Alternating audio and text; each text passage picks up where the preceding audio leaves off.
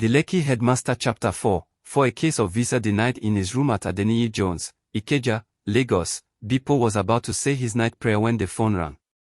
He was undecided, momentarily, whether to answer or proceed with the prayer. He looked at the screen to see who was calling. "Hobba," he exclaimed. "Why would this woman be calling so late?" It was Mrs. Ignatius, the parent of a student. She was one of those whom, Bepo believed, was abusing the friendliness he permitted. Some and many, indeed, kept the relationship as official as possible. They limited discussions to matters pertaining to fees, books, discipline, punctuality, etc. But in Mrs. Ignatius' case, she overstretched the cordiality, discussing even her marital affairs with him.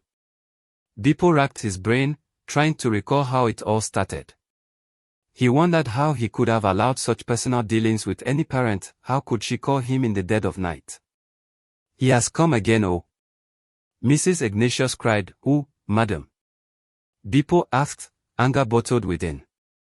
And before she could respond, he added, "Madam, check your watch. 11:55 a.m. Is it not too late for this?" "I'm sorry, Principal. But did you know that IB is not yet home?" Bepo launched a silence that he knew would not be palatable to her. "For God's sake, is it a crime to be a principal?" he asked as he momentarily pushed the phone away from the range of his mouth, then shut his robust eyes as if the answer to the question lay in the dark, banking on his 6-footer height and prominent eyeballs. He always jovially told the students that he was created to be a principal. According to him, once he was present in any class or hall, no act of cheating could go uncut. "If you beat my height, you can't beat my eyes," he would declare whenever he was supervising any exam. The fact was that the man seemed to have every trait maximally, if not in excess. His complexion, for instance, was as fair as that of the yellow ant that the Yoruba called Salomo, while his was a voice that hardly needed a loudspeaker no matter the size of the crowd he was addressing. Bepo yet had another tale that the students often branded Torai. "When I was growing up in the village and my family was working on my father's farm, Salomo used to bite my brothers and sisters, especially when we were harvesting kola nut whose trees one had to often climb. But Salomo never beat me because my skin bore the same color as theirs." That was the extent to which Bepo could be down to earth in the school, though he combined humor and compassion with seriousness wherever required. What he, however, hated was being taken for granted or overstretched as, he believed, Mrs. Ignatius was now doing. He had told her that she needed to have a lot of patience to let the wound heal. She had wronged the man, he believed. She had terribly wronged him and the man had cause to be upset. As a matter of fact, he thought, only very few men would still allow the marriage to hold in whatever form. A year earlier, the family had been planning to relocate to London. Mr. IB was a manager in an oil firm, earning what a bloody teacher like Bepo would call an armed robber salary. But he became fed up with the system and bought into the Joppa philosophy, vowing he was ready to sacrifice all because of his children. "My children won't grow up here. They won't end up here," IB Ignatius had insisted. "I want them to grow up in a sane environment. I don't want other children that are being trained outside the country now to return and lord things over my own children. Youths are leaders of tomorrow. Not all youths. Many of the ones getting Western exposure will become the leaders. I work in an international organization, so I know what I'm saying." Apart from the sentiment in favor of the children, the economic advantage which relocation promised made it an adventure more and more people were willing to explore. It was all about dollars and pounds. All you needed to do was work in any place. For many people, just any place and the hard currencies and be able to send home, even $1,000 per month. Then, your life would not remain the same again. With a dollar exchanging for as much as 1,600 naira in the black market, it meant you were automatically saving 1,600,000 naira a month. How many people in the country were able to do that? How many earned 1,600,000 naira or half or even a quarter? How many, in a country where lawyers could earn as low as 15,000 naira monthly and some teachers were being paid the same or less as salary? Mrs. Ignatius greatly loved the Joppa idea. She had learned tailoring and hairdressing, including the traditional Yoruba iron didi, having understood that the craft fetched a lot of money in the UK. From the information she gathered, you could earn up to $100 braiding for a client. That, changed to Nigeria's currency, was some 160,000 naira. For just crafting suku or any other Yoruba braid like kojesoko and onagogoro. While suku teased the sky with its cone-like weaving, the kojesoko braid pointed its tip towards the direction of the husband. Onagogoro's cone was so extroverted that it threatened to kiss the sky. While preparing for a hairdressing career in Canada, Mrs. Ignatius had learned the bridal art a year earlier, before pulling out of her job as a clerical officer. The husband also had wound down his clearing and forwarding side business, preparatory to relocation. But something happened that scattered the plan.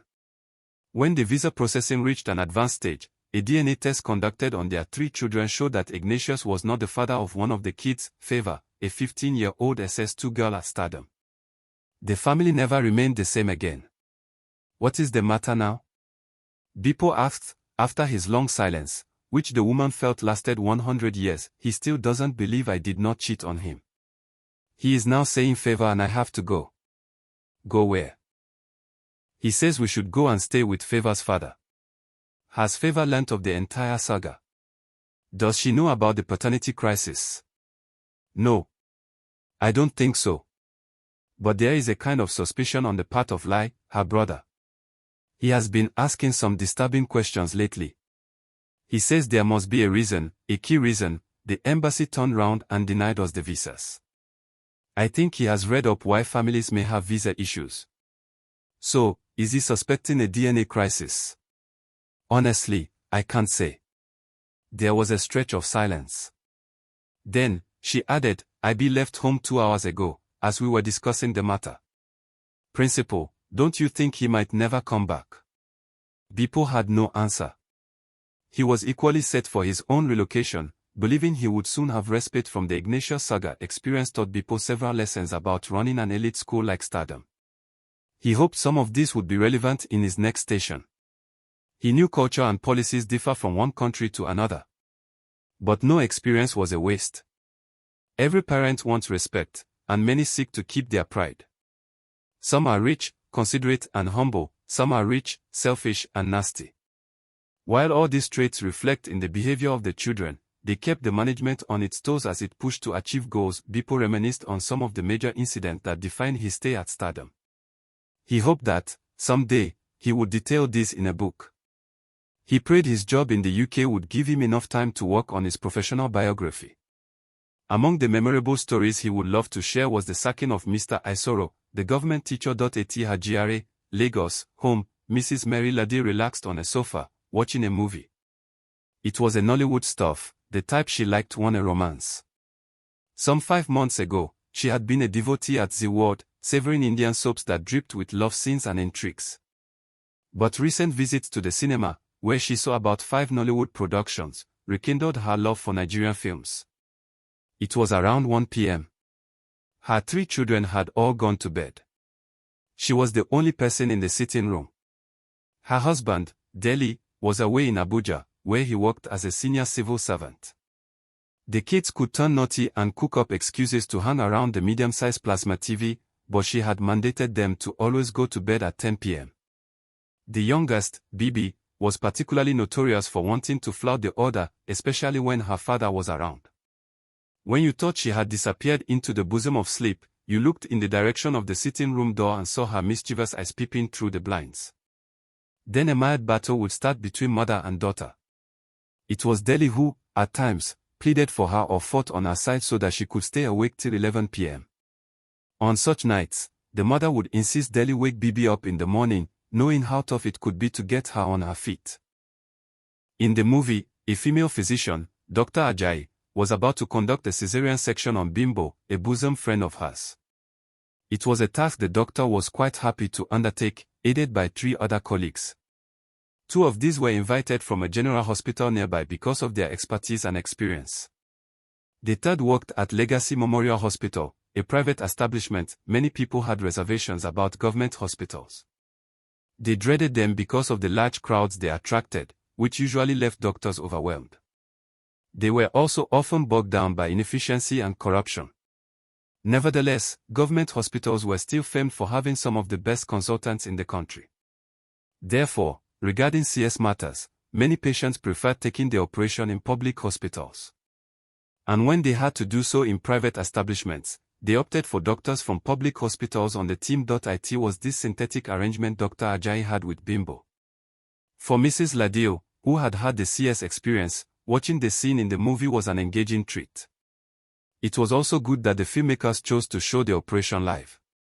But what made the scene most captivating for Mrs. Ladio was an imminent bubble burst. Unknown to Dr. Ajayi, her husband was responsible for Bimbo's pregnancy. As the truth was about to hit the doctor, Mrs. Ladio, enthralled and caring little about her fallen wrapper, inched closer to the TV set to see how the painful truth would unfold.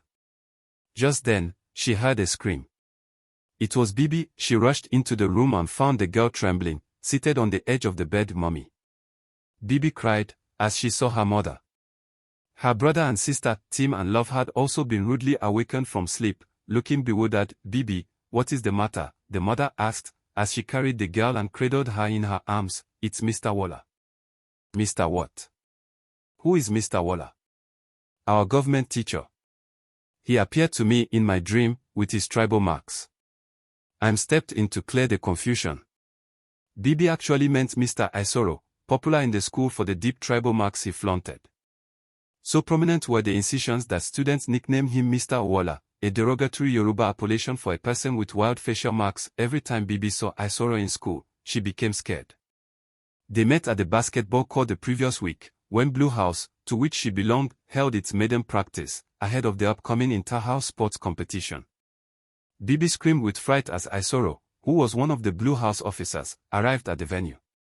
Every effort by Mr. Isoro to allay the girl's fear was unsuccessful. Eventually, Bibi had to be reassigned to Green House, where Tim belonged. None of the Ladios slept again that night.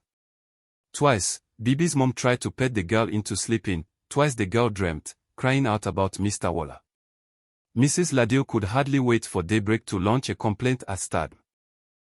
Worried that it could lose Bibi and her siblings to another private school, the management transferred Mr. Isoro to Stardom Hub, the property wing of Stardom Group of Companies, the Lekki. Thanks for watching. If you want to see more videos like this, be sure to subscribe to my channel.